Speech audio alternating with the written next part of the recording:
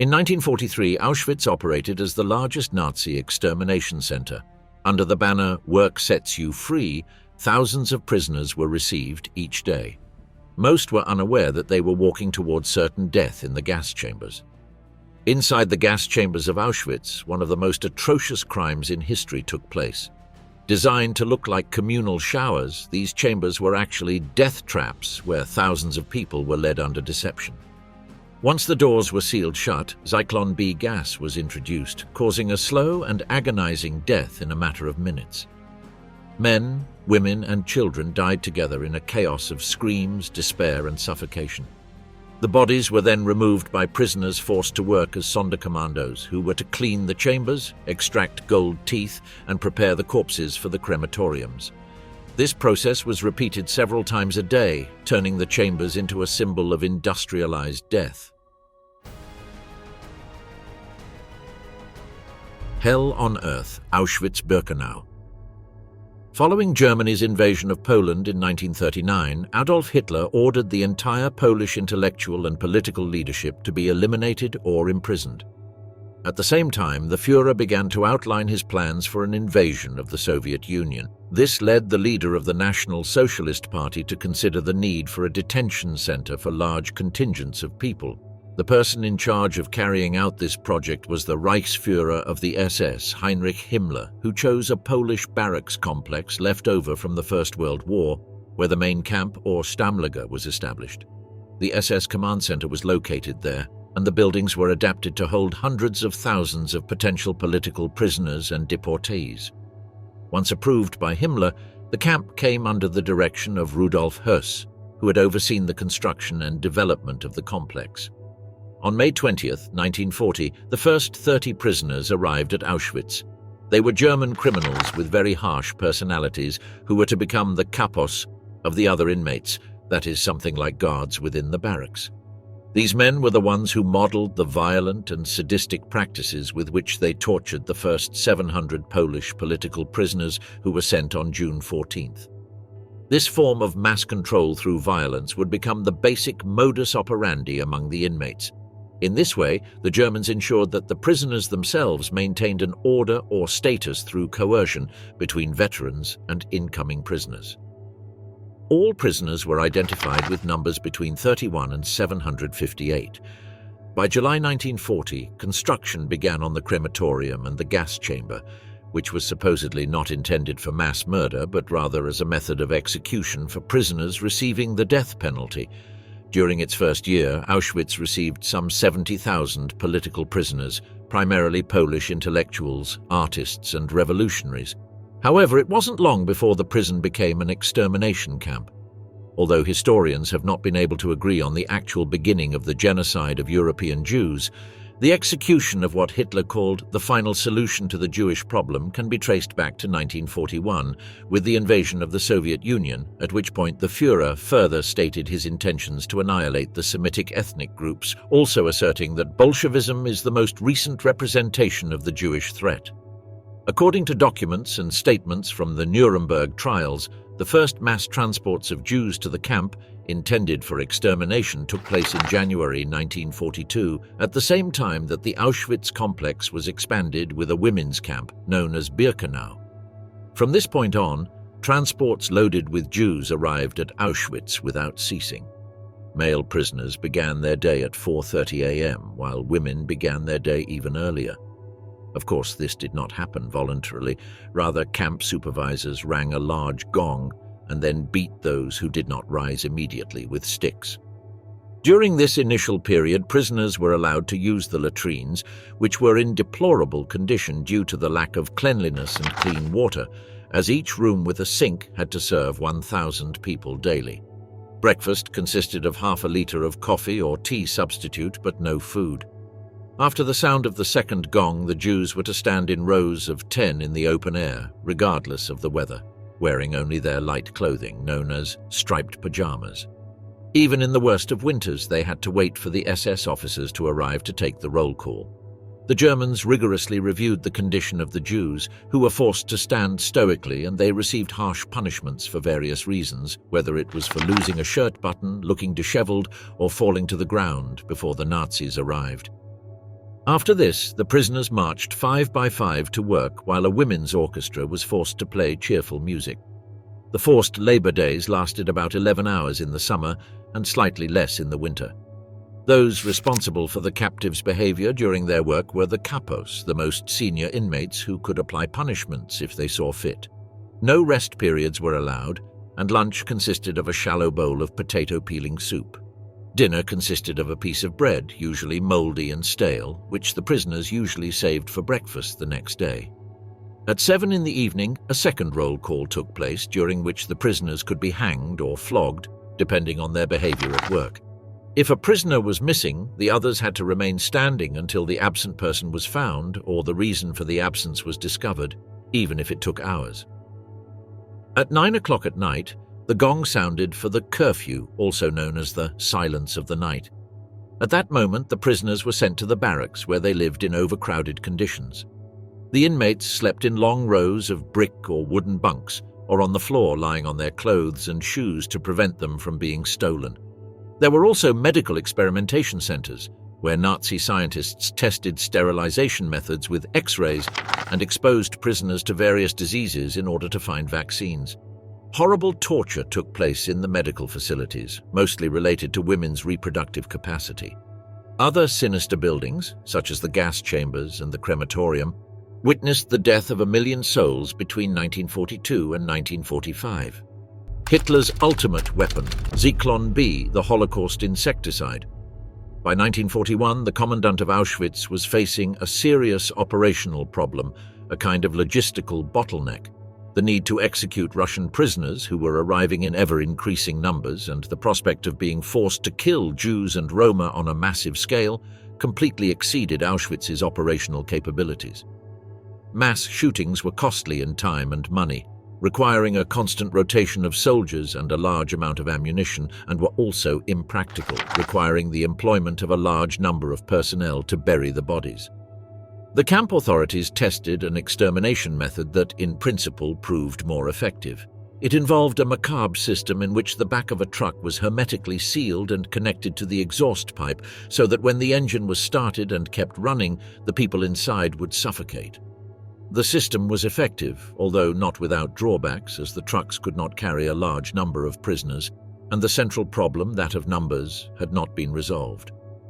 Although it took them a while to realize it, the solution was right before their eyes. Zyklon B, a highly toxic chemical produced by the Degesch Company, a subsidiary of Degussa, brought to Auschwitz as a disinfectant in the summer of 1941. This dangerous product had been discovered by the German scientist Fritz Haber, Nobel Prize winner in chemistry in 1918. The idea was attractive. After all, Zyklon B was a powerful insecticide, very effective against all types of insects, but even more so against warm-blooded animals and, consequently, extremely poisonous to humans. In fact, it had already been used as a method of execution in the United States, in the death chambers of Arizona, during the 1920s.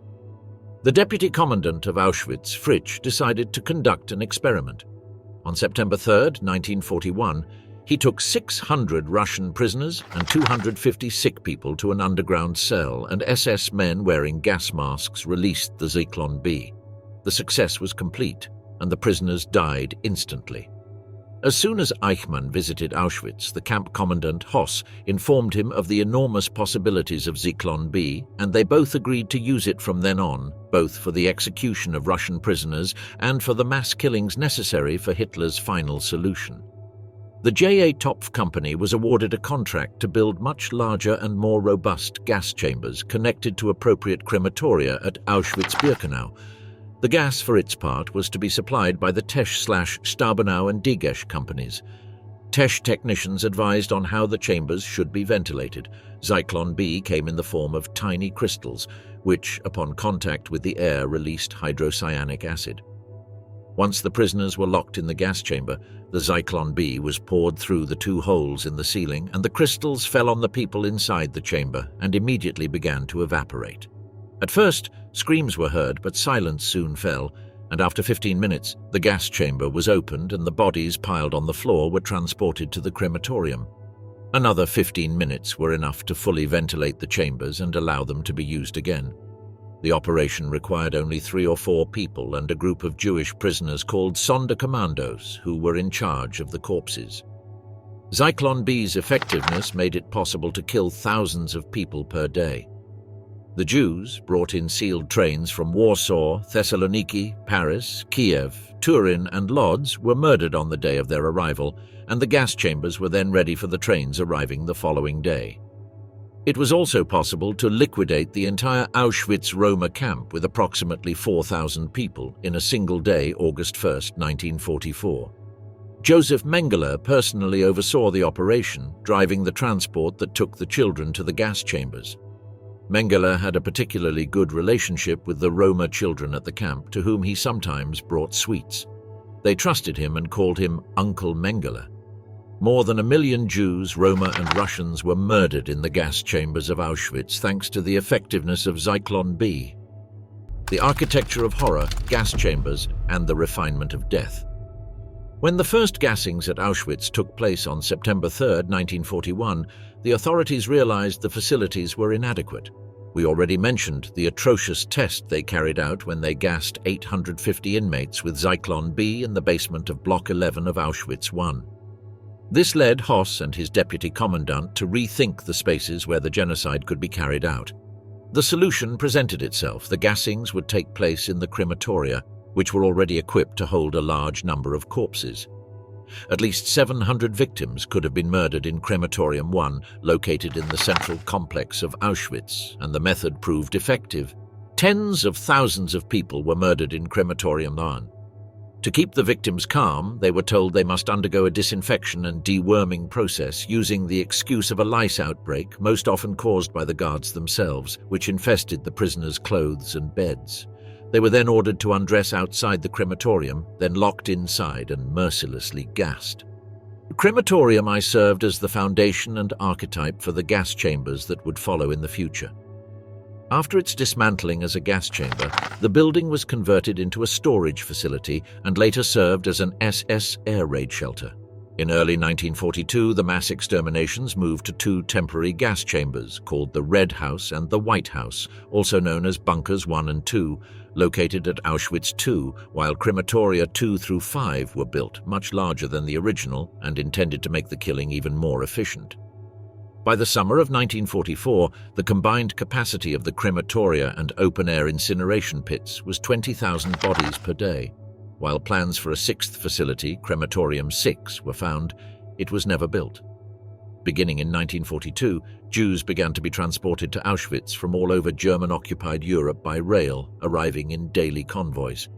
The idea behind this was to distance Germany from the brutal genocide Hitler proposed to wipe out the Jews and Roma. By carrying out the systematic killing in an occupied territory, the Third Reich hoped to have a certain degree of legal flexibility when facing potential legal consequences should it lose the war. Thus, Auschwitz became the nerve center of the genocide, and all the Reich's plans focused on making the gas chambers and crematoria more efficient in order to more quickly complete Hitler's sinister plan. A railway branch leading to crematoria 2 and 3 at Auschwitz II began construction that May, as did a new extensive ramp linking sectors 2 and B2 to bring the victims closer to the gas chambers. The game of death, the horrible selection of prisoners for crematoria. On April 29th, the first 1,800 Jews from Hungary arrived at the camp. From May 14th to early July 1944, 437,000 Hungarian Jews, half the pre-war population, were deported to Auschwitz at a rate of 12,000 per day for a considerable part of that period. Due to the increase in executions, the crematoria had to be overhauled. Crematoria 2 and 3 received new elevators connecting the stoves to the gas chambers, new grates were installed, and several of the dressing rooms and gas chambers were painted. Cremation pits were dug to function as large mass graves, and the influx became so great that prisoners tasked with eliminating traces had to resort to incinerating corpses in open-air pits, in addition to the crematoria. Of the 1,095,000 Jews deported to Auschwitz, around 205,000 were registered at the camp and given serial numbers. Another 25,000 were sent to other camps, and 865,000 were murdered in the gas chambers shortly after their arrival. If we add the non-Jewish victims, we get a figure exceeding 900,000 who were murdered without being registered. Upon arrival at Auschwitz, after passing through the sinister entrance arch marked Work Liberates, prisoners undergo an initial selection process. Those deemed fit for work were sent to a line on the right and admitted to the camp. They were registered, a number was tattooed on their arm and sent into the complex. The rest, those who arrived very weak, old, or simply marked as enemies of the Reich, were sent to the line on the left to be immediately gassed. The group selected for death included almost all children, women with young children, the elderly, and others who, upon a brief and cursory inspection by an SS doctor, appeared unfit for duty. Virtually any defect, such as scars, bandages, boils, or even noticeable acne, could be grounds for being deemed unfit. The children were forced to walk toward a pole held at a certain height. Those who could fit under it were selected for gassing. Inmates unable to walk or who arrived at night were taken to the crematoria in trucks, otherwise new arrivals were herded there.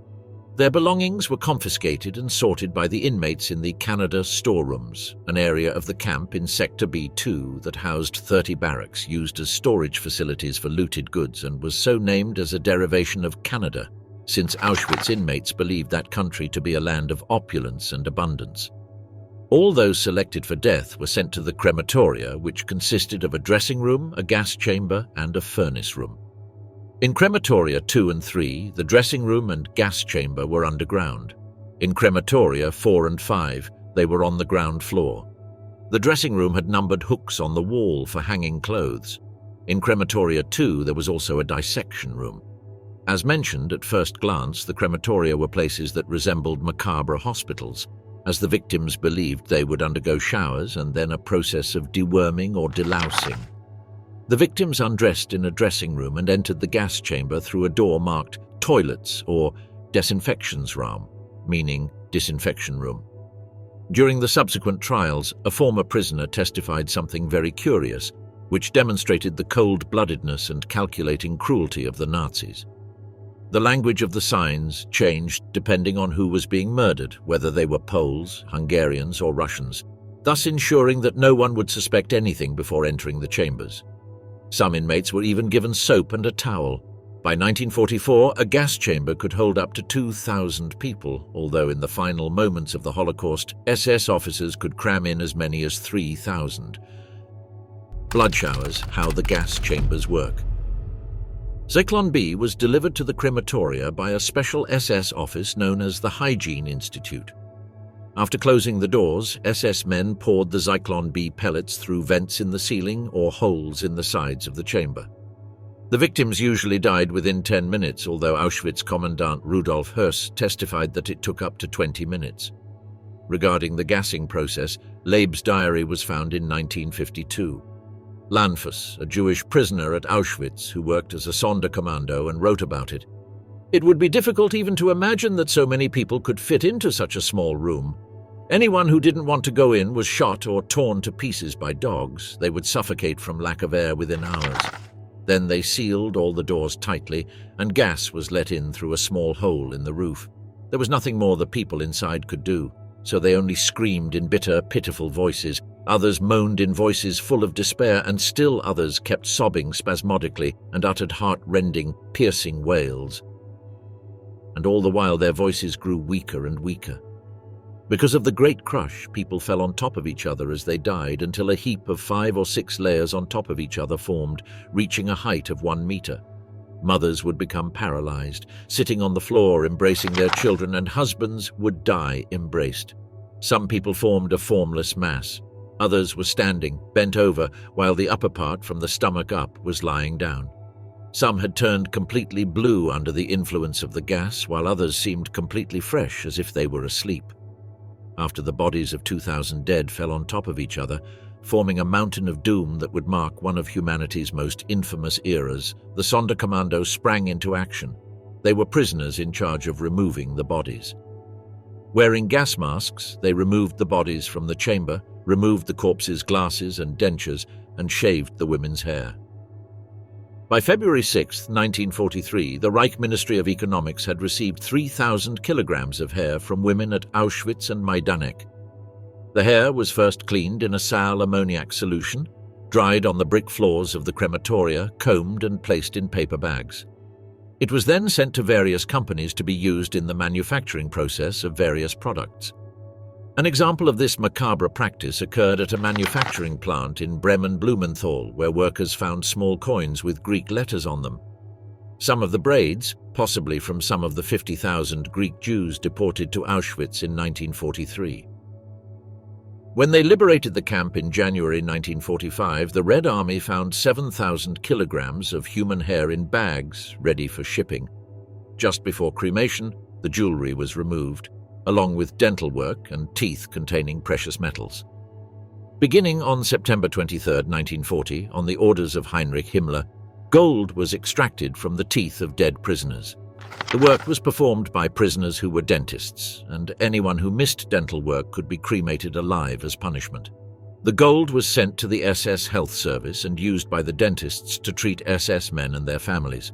By October 8, 1942, 50 kilograms of gold had been collected just from removing fillings or caps from teeth weighing a few milligrams. By early 1944, between 10 and 12 kilograms of gold were being extracted from the victims' teeth each month. The bodies were eventually burned in nearby incinerators, and the ashes were either buried, thrown into the Vistula River, or used as fertilizer. Bone remains that had not been properly burned were ground in wooden mortars. The King of Death. The story of Rudolf Höss, Commandant of Auschwitz.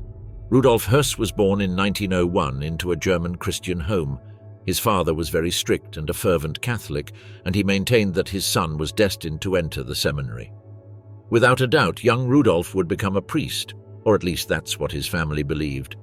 Later, Höss himself would write the following passage in his memoirs, I, Commandant of Auschwitz.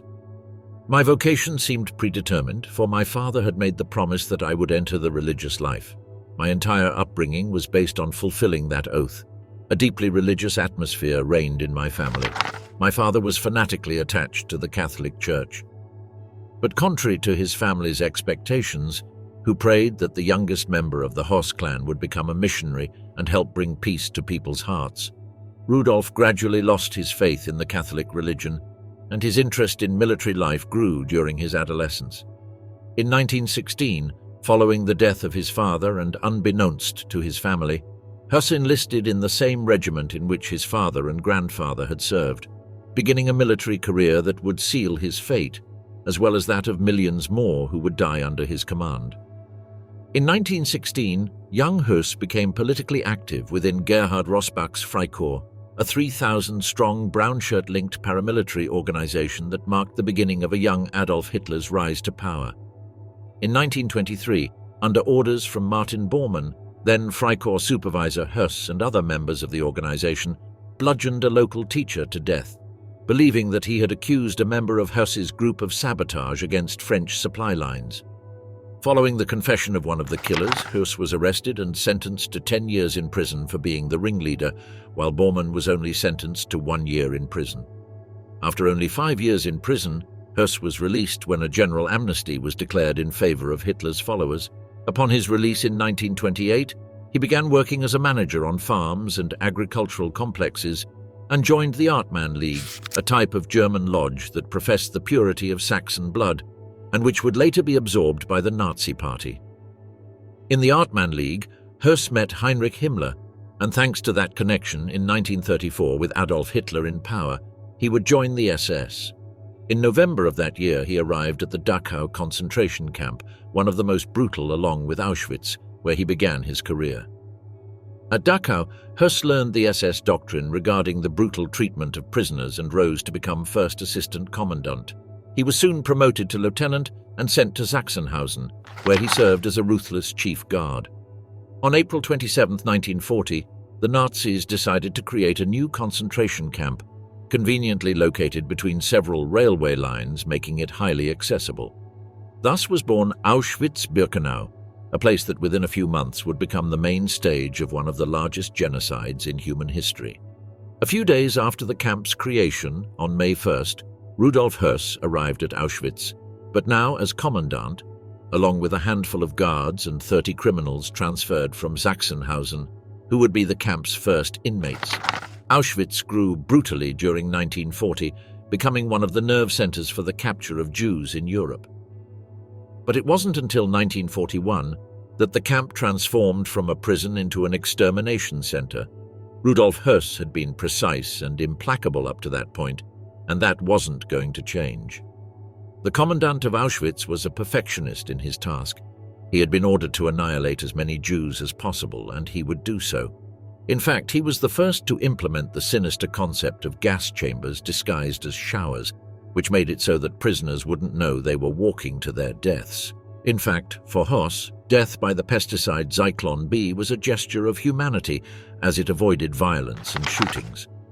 When questioned later about these methods, the cold and calculating Höss would respond, "Technically, it wasn't that difficult. It wouldn't have been difficult to exterminate even larger numbers.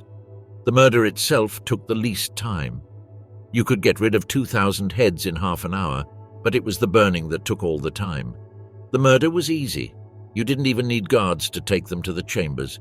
They just came in expecting to take showers, and instead of water, we lit poison gas. It all went very quickly."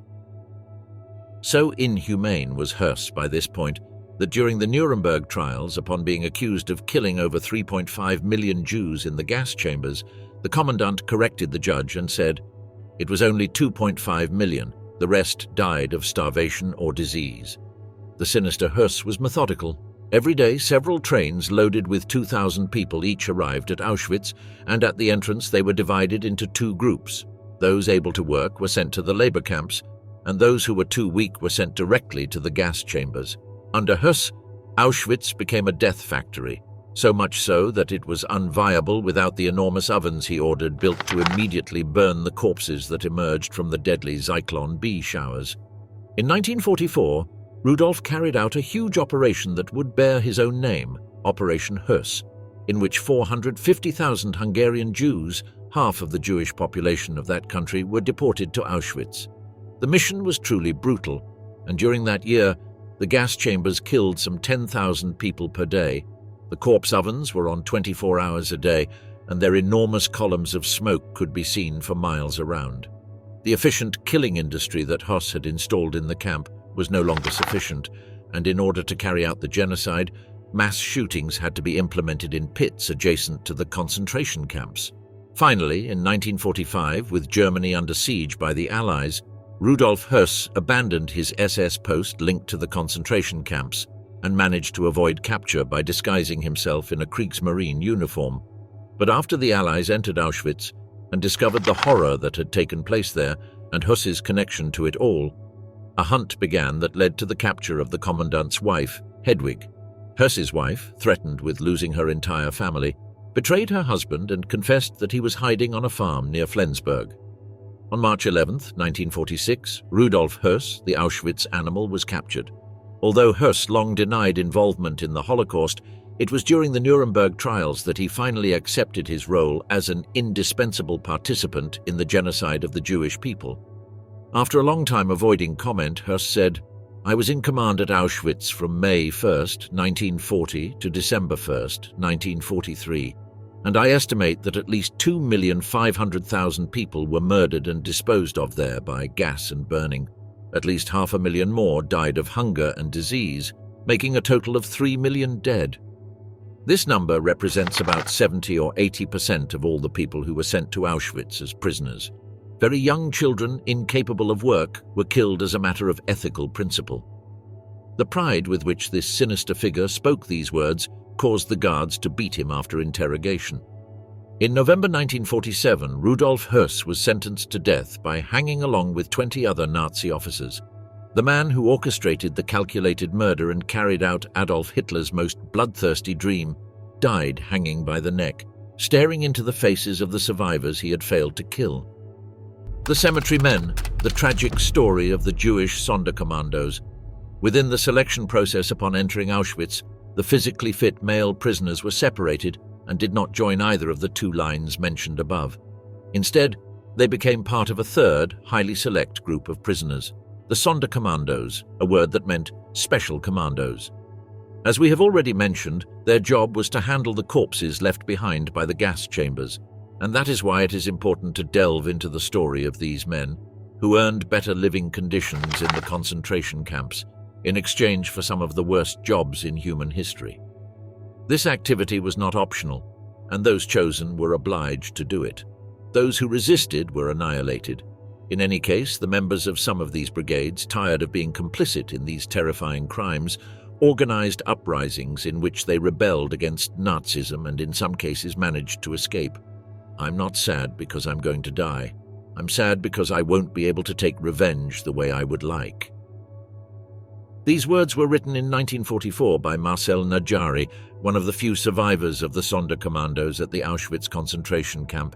Najari left behind some memoirs written on paper about his experience as a Sonderkommando, faced with the possibility of not surviving the war.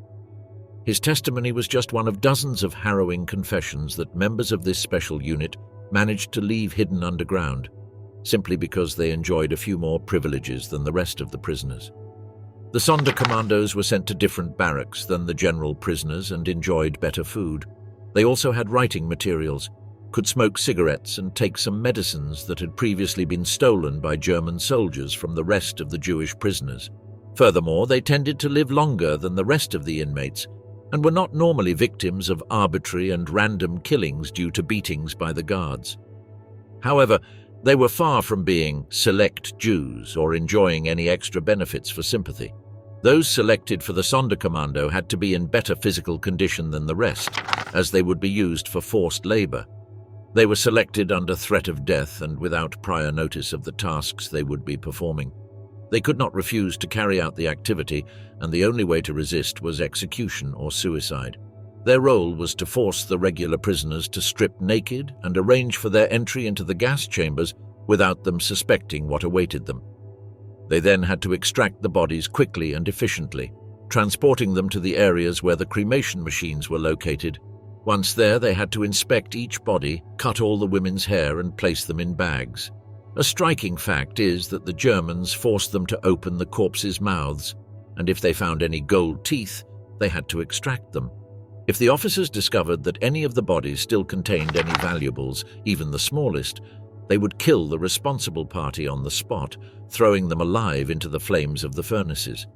Once the bodies were cremated, they had to sort through all the ashes and verify that no bone fragments remained. Otherwise, they had to grind them up themselves. Furthermore, each time they emptied a gas chamber, the Sonderkommandos had to leave it absolutely clean, so that the next group wouldn't suspect that death awaited them. Membership in this select group wasn't permanent. The members of this special commando were considered bearers of secrets, and although they were isolated from the rest of the prisoners, after approximately 3 months of serving as Sonderkommandos, they were sent to the gas chambers and later replaced by new inmates. Some of these select prisoners held their positions for more than a year, solely because they possessed a skill that was different from the average prisoner. According to some sources, it is estimated that there were 14 generations of Sonderkommando. While the exact number of Jews who participated in this unit is unknown, during 1943, 1,300 people were part of this special brigade at Auschwitz alone, and by the end of the war, only 100 survived. Of course, this activity was far from pleasant for the selected captives, who were usually plagued by a deep sense of guilt. For many years, they were labeled as collaborators, although it later became clear that they had no alternative. According to historian Gideon Greif, it was a deliberate decision by the Germans to use them. They also wanted the Jews to share the blame. This is a very cruel idea. They wanted to erase the distinction between criminal and victim. However, there were some cases in which the Sonderkommando attempted to rebel. On August 2, 1943, at the Treblinka camp, they stole approximately 25 rifles, 20 hand grenades, and dozens of pistols. Immediately afterward, approximately 700 Jews confronted the guards, causing large fires in the area. Armed with weapons and vast experience, the Nazi troops managed to neutralize them, but 100 of them managed to escape the camp, and 70 survived the war. Another case occurred in October 1944 at Auschwitz, when hundreds of members of the Sonderkommando attacked the Nazi leaders with 2 machine guns, axes, knives and grenades they had managed to steal from the storage facilities. However, this uprising was unsuccessful. as more than 450 participants were killed by the SS. Finally, we will focus on Shlomo's testimony. Venezia, a survivor who participated in the Sonderkommando, confessed in an interview, "It's as if the work I had to do there didn't come from within me. You never truly leave the crematorium." At the same time, dismayed by what he experienced during the Holocaust, he shared a question he carried with him until the day he died. What's the point of a little more bread, rest, or clothing when you have your hands in death every day? Collateral damage, the day the Allies almost bombed Auschwitz. In the spring of 1944, the Allied forces received a series of disturbing intelligence reports describing various atrocities inflicted on Jews by Adolf Hitler's officers. These documents placed particular emphasis on the Auschwitz-Birkenau concentration camp in occupied Poland, which they described as a place of innumerable horrors. This sparked a debate among the leaders of the Western offensive, who wondered whether they should bomb Auschwitz to destroy a key enemy target, despite the risk of murdering hundreds of thousands of innocent people. These facts were hidden until the late 1970s, as the United States had consistently denied knowledge of the true situation of the Jewish people in occupied Europe. However, the debate over the bombing of Auschwitz paved the way for historians, who finally discovered documents about the extermination camps dating back to 1941, which make it clear that the existence of these macabre prisons posed a moral dilemma for the Allies' plans of action. There is a little-known fact about World War II related to the existence of the concentration camps and their public acceptance by the Allies, especially the United States and the United Kingdom. Although denied for decades, these countries knew the truth about the genocide in Europe. If you're wondering why they didn't act on it, the answer is that it put them at a political disadvantage. But let's start from the beginning. The final solution to the Jewish problem, as Hitler called it, was to systematically exterminate all people associated with Jewish origins. To achieve this, he used large facilities such as open-air prisons, where Jews were forced to work, locked up, tortured, used as guinea pigs for macabre experiments, and executed en masse using various devices such as the horrific gas chambers. Probably the most infamous of these camps was Auschwitz-Birkenau, created under the supervision of Heinrich Himmler, directed by the SS, and which came to house up to 400,000 people in the worst inhumane conditions, including overcrowding, famine, overpopulation, and disease. To avoid international condemnation, Adolf Hitler also created a camp similar to a ghetto, that is, a kind of neighborhood where Jews lived in poor conditions, but which was far from the horror and extermination that reigned in the rest.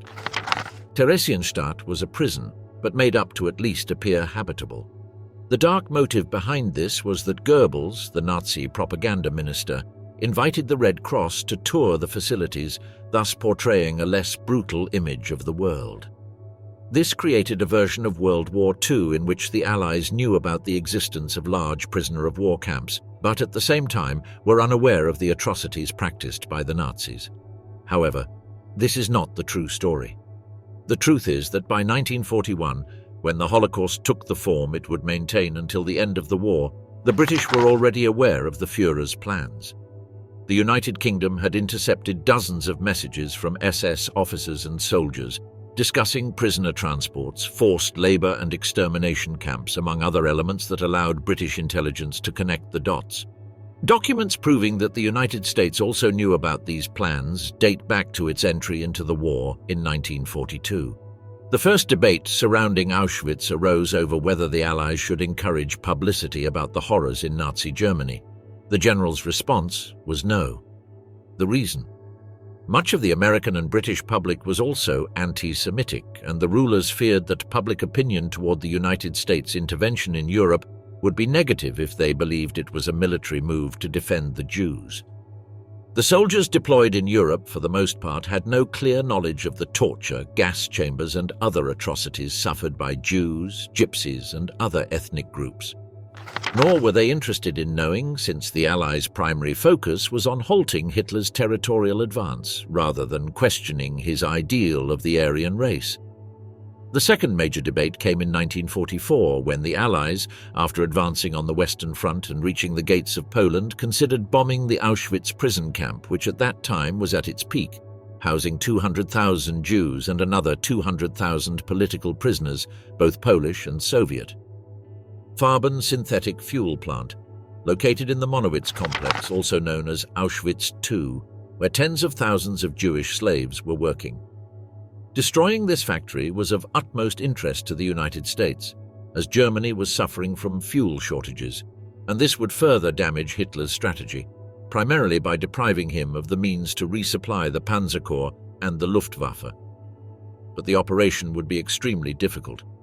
On April 4th, the Americans carried out intelligence flights, in which they took aerial photographs of the three camps to determine an effective plan of action, although the analysts who worked on these images were completely unaware that they were observing a prisoner of war camp.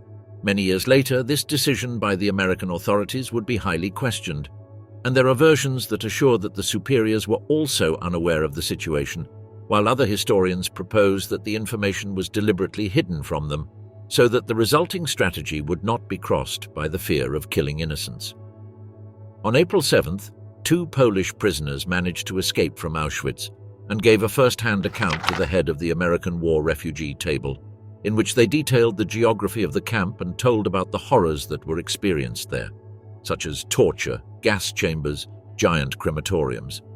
However, this did not affect the American plans to bomb IG Farben. On June 26th, 71 B-17 heavy bombers flying Fortress aircraft flew at low altitude, following the railway tracks leading to Auschwitz, although they did not carry out any attacks.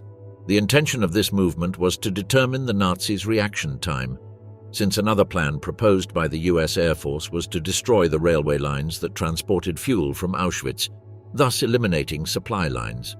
2 months later, in August, the decision was finally made to attack some buildings on the outskirts of Auschwitz. The farthest IG Farben plant, located about 5 kilometers from Monowitz, was bombed 4 times. Explosives were also dropped on areas near Birkenau, including a German hospital. But despite all these isolated attacks, the Americans never dared to unleash a rain of bombs on Auschwitz. Behind the military decisions, there were many political and moral debates about the possible consequences of devastating a prison camp with hundreds of thousands of innocent people inside. Through these discussions, war refugee advocates, as well as Jewish representatives in North America and Great Britain, succeeded in halting a plan that would have deprived the Third Reich of fuel, but at a very high cost. Full stop. The death marches and the liberation of Auschwitz. By the end of the war, the Germans were in crisis mode. The Red Army was advancing mercilessly along the Eastern Front, and the crimes committed in Poland were too grave for the Allies to uncover. If they got their hands on the living prisoners or the concentration camps, the Nazis would lose more than the war. The last mass transports to arrive at Auschwitz were 60,000 to 70,000 Jews from the Łódź ghetto, about 2,000 from Terezin and 8,000 from Slovakia. The final selection took place on October 30th, 1944, and on November 1st or 2nd, 1944, Heinrich Himmler ordered the SS to stop mass gassing. On November 25th, he ordered the destruction of the gas chambers and crematoria at Auschwitz. The Sonderkommando and other prisoners began the work of dismantling the buildings and clearing the site. On January 18, 1945, Engelbert Markic, a German criminal transferred from Mauthausen, became the last prisoner assigned a serial number at Auschwitz, number 202,499. The Nazis were in a race against time to eliminate evidence of the Holocaust. According to Polish historian Andrzej Strzelecki, the evacuation of the camp was one of its most tragic chapters, if such a thing can be measured. Himmler ordered the evacuation of all camps in January 1945, telling the commanders, "The Führer holds you personally responsible for ensuring that no concentration camp prisoner falls alive into enemy hands." The looted goods from the Canada barracks, along with building materials, were transported deep into Germany. Between December 1st, 1944 and January 15th, 1945, more than 1 million items of clothing were packed for shipment from Auschwitz. Around 95,000 of these packages were sent to concentration camps in Germany. Beginning on January 17th, some 58,000 Auschwitz detainees were evacuated under SS Guard, first heading west on foot, then by open-top freight train to concentration camps in Germany and Austria, such as Bergen-Belsen, Buchenwald, Dachau, Flossenburg, Grossrosen, Mauthausen, Dora, Mittelbau, Ravensbrück and Sachsenhausen. Some 9,000 prisoners were left behind at camps the WWII as they were deemed too sick or weak to move. During the death marches, the SS shot or otherwise dispatched anyone unable to continue. Thousands of guards followed closely behind the prisoners, killing anyone who stopped or fell. Peter Longerich estimated that a quarter of the detainees were killed by informal execution during the extensive walks. By December 1944, some 15,000 Jewish prisoners had arrived from Auschwitz at Bergen-Belsen, where they were liberated by the British on April 15, 1945. On January 20th, crematoria 2 and 3 were blown up, and on January 23rd, the Canada warehouses were set on fire. According to the accounts, they burned for 5 days. Crematorium 4 had been partially demolished following the Sonderkommando revolt in October, and the rest was subsequently destroyed. On January 26th, one day before the arrival of the Red Army, Crematorium 5 was blown up. At about 9 a.m. on Saturday, January 27, 1945, the Red Army entered the concentration camp complex. The first to be liberated was Auschwitz III, located at Monowitz.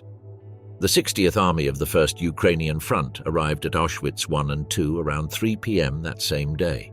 There, they found 7,000 live prisoners in the 3 main camps, 500 in the other sub-camps, and more than 600 corpses. The items found included 837,000 pieces of women's clothing, 370,000 men's suits, 44,000 pairs of shoes, and 7,000 kilograms of human hair, which the Soviet War Crimes Commission estimated came from 140,000 women. The Institute of Forensic Sciences in Krakow examined some of the hair and found it contained traces of hydrogen cyanide, the main ingredient of Zclon B. Primo Levi, the famous Italian Jewish writer and Holocaust survivor, described seeing the first 4 soldiers on horseback approach Auschwitz III, where he had been in the infirmary. According to Levi, the Soviets cast strangely ashamed glances at the sprawled bodies, the wrecked barracks, and the few of us who were still alive. They didn't greet us or smile. They seemed oppressed not only by pity, but by a confused reserve that sealed their lips and tied their gaze to the funeral scene. It was that shame we knew so well, the one that choked us after the selections, and every time we had to witness or submit to some outrage. The shame that the Germans didn't know about. The shame that a just man experiences when faced with the crime of another. The feeling of guilt that such a crime existed. That it had irrevocably entered the world of existing things, and that their will to do good had proved too weak or non-existent and had been of no use in defending themselves. Georgy Elisavetsky, a Soviet soldier who entered one of the barracks, said in 1980 that he heard other soldiers tell the inmates, "You are free, comrades." But they didn't respond, so he tried speaking in Russian, Polish, German, and Ukrainian. Then he used some Yiddish, the language used by Jews of European origin. They thought I was provoking them and started to hide, and only when I told them in Yiddish, "Don't be afraid, I am a colonel in the Soviet army and a Jew. We have come to free you." Finally, as if the barrier had collapsed, they ran screaming toward us, knelt down, kissed the lapels of our coats, and hugged us. The Soviet Military Medical Service and the Polish Red Cross established field hospitals that cared for 4,500 prisoners suffering from the effects of starvation, such as diarrhea and tuberculosis, with assistance from local volunteers, who helped until the Red Cross team arrived from Krakow in early February. At Auschwitz II, layers of excrement on the barrack floors had to be scraped off with shovels. Water was obtained from snow and fire pits. Before more aid arrived, 2,200 patients were cared for by a few doctors and 12 Polish Red Cross nurses. All patients were later transferred to the brick buildings at Auschwitz I, where several blocks were converted into a hospital, with medical staff working 18-hour shifts. The liberation of Auschwitz received little press attention at the time. The Red Army was focused on its advance into Germany, and the liberation of the camp had not been one of its primary objectives. Boris Polovoy reported on the liberation in Pravda on the 2nd of February 1945, but made no mention of the Jews, and the inmates were collectively described as victims of fascism. It was not until the arrival of the Western Allies at Buchenwald, Bergen-Belsen, and Dachau in April 1945 that the liberation of the camps received widespread coverage, writing an indelible page in the universal history of horror.